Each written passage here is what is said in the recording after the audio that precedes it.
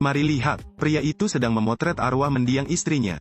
Sehingga sang istri bisa mengelabui dewa kematian agar hidup kembali.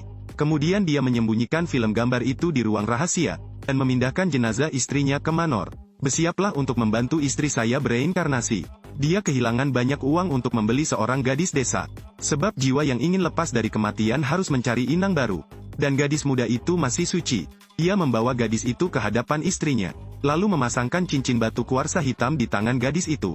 Dan memasukkan gadis itu ke dalam peti mati istrinya. Peti mati yang semula sepi mulai bergetar hebat. Dan detik berikutnya, sesuatu yang aneh terjadi.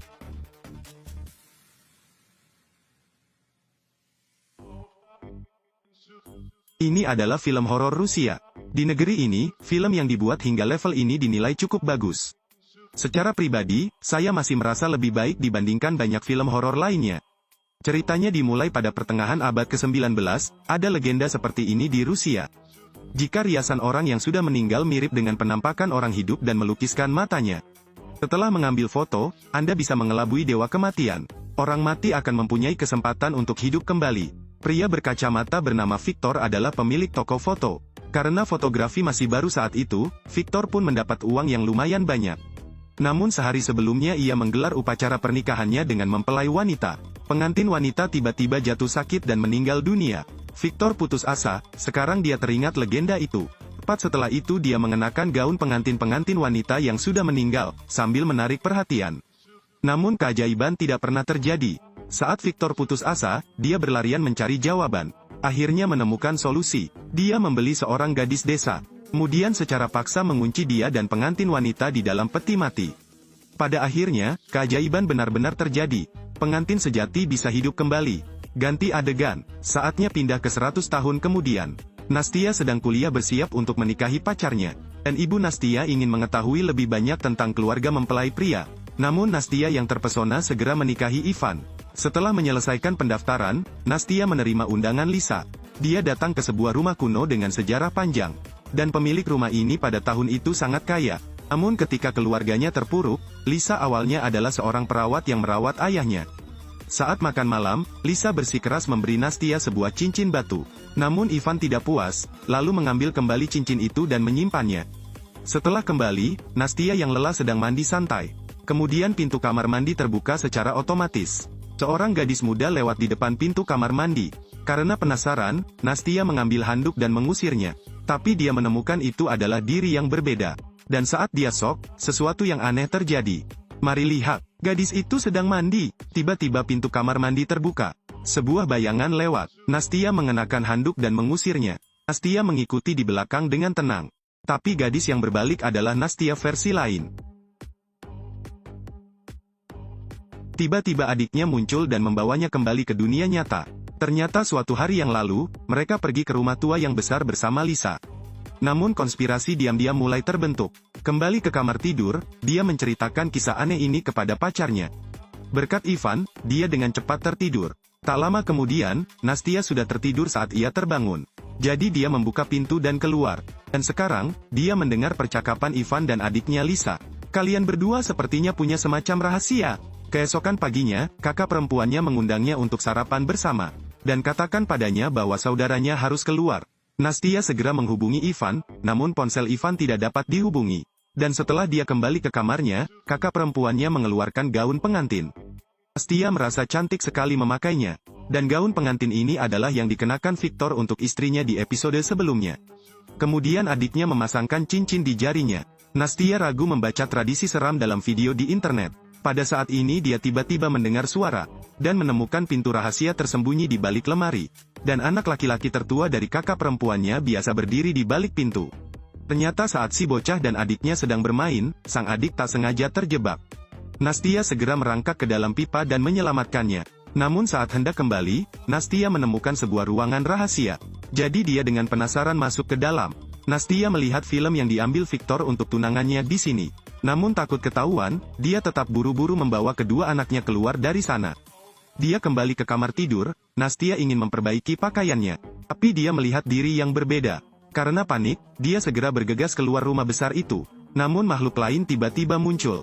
Ini membuat Nastia takut. Dan ketika Nastia bangun, dia menemukan bahwa hari sudah malam. Dia perlahan memasuki rumah besar itu. Namun tempat ini sudah menjadi gaya abad ke-19.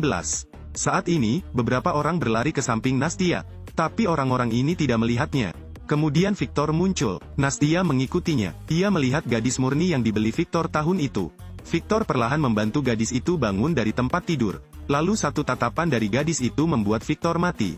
Kemudian gadis itu berubah menjadi monster. Banyak orang meninggal. Tunggu sampai Nastia bangun, adik Ivan di sebelahnya. Ada juga sepupu Ivan, Aglaya. Sepupu itu mengawasinya dengan cemas. Aglaya adalah seorang dokter di daerah itu. Setelah memeriksa kesehatan Nastia, dia mengaku baik-baik saja. Lalu dia bertanya apakah dia masih perawan atau tidak. Meskipun dia menjawab pertanyaan Aglaya, dia masih ragu. Jadi dia mengemasi barang-barangnya dan bersiap untuk berangkat malam itu. Namun ketika dia turun, dia mendengar percakapan adiknya dan Aglaya. Keluarga ini sepertinya sedang mempersiapkan sebuah ritual. Mereka perlu menemukan gadis perawan untuk dikorbankan. Baru saat itulah Nastia mengerti. Mungkin aku akan menjadi korban, kata mereka. Dia bertanya pada Nastia apakah dia masih perawan. Nastia mengira rumah pacarnya adalah keluarga adat. Jadi ragulah sedikit. Jadi Aglaya menganggap Nastia masih suci. Jadi dia tersenyum puas. Sore harinya, Aglaya memaksa Nastia meminum segelas air. Nastia pingsan setelah minum. Dalam kepanikannya, dia melihat gadis kesurupan itu sedang menatapnya. Setelah bangun tidur, pikiran Nastia agak kabur, mengira ini hanya mimpi. Setelah itu, ia mengenakan gaun pengantin untuk mempersiapkan pernikahannya. Kali ini, Nastia melihat gadis yang dirasuki hantu di album keluarga. Apakah dia melihatnya sekarang? Dia meringkuk kakinya dan berlari ke bawah. Hasilnya ditangkap oleh sekelompok pria. Mereka melemparkannya ke kamar di lantai bawah. Dan di depannya, monster humanoid perlahan merangkak menuju Nastia. Di saat genting, Ivan bergegas masuk dan membawa Nastia keluar dari sini. Ivan kemudian menceritakan kejadian sebenarnya kepada Nastia. Ternyata klan mereka terkutuk. Monster di ruangan itu adalah gadis yang dirasuki hantu tahun itu. Selama keluarga tersebut menikahi pengantin wanita, gadis tersebut akan membunuh pengantin wanita dan masuk. Dan ibu Ivan adalah pengantin wanita yang bereinkarnasi ke kehidupan sebelumnya. Kini setelah ibunya meninggal, hanya jenazah baru yang dapat ditemukan. Dan Nastia adalah yang terpilih. Film istri Victor perlu diputar untuk menghilangkan kutukan. Dua orang sedang berbincang ketika tiba-tiba di jalan terjadi kecelakaan mobil. Ivan terluka parah, dan Nastia dibawa pergi. Ganti adegan. Nastia dikurung, dirasuki pengantin berwajah putih. Namun Nastia sebenarnya sudah tidak perawan lagi. Hari itu hanya malu untuk menjawab pertanyaan Aglaya. Karena dia sudah berhubungan seks dengan Ivan. Setelah kejang, Nastia berhenti bergerak. Pengantin wanita pun terpaksa keluar.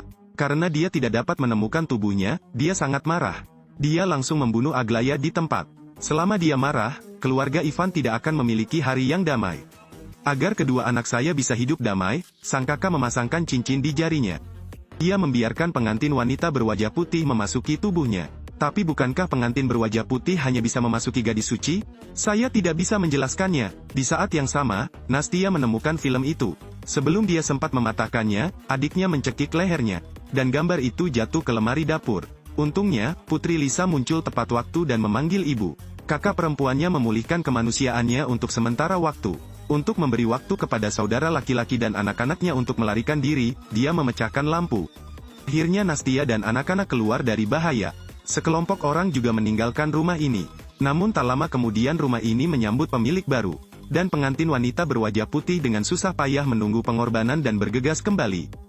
Ceritanya berakhir di sini. Film horor yang dibuat di Rusia sebenarnya masih terlalu sedikit. Film ini mencerminkan beberapa legenda yang telah diwariskan. Ini memiliki keindahan vintage yang unik dan istimewa. Dan semua aktor yang terpilih memiliki visual yang bagus.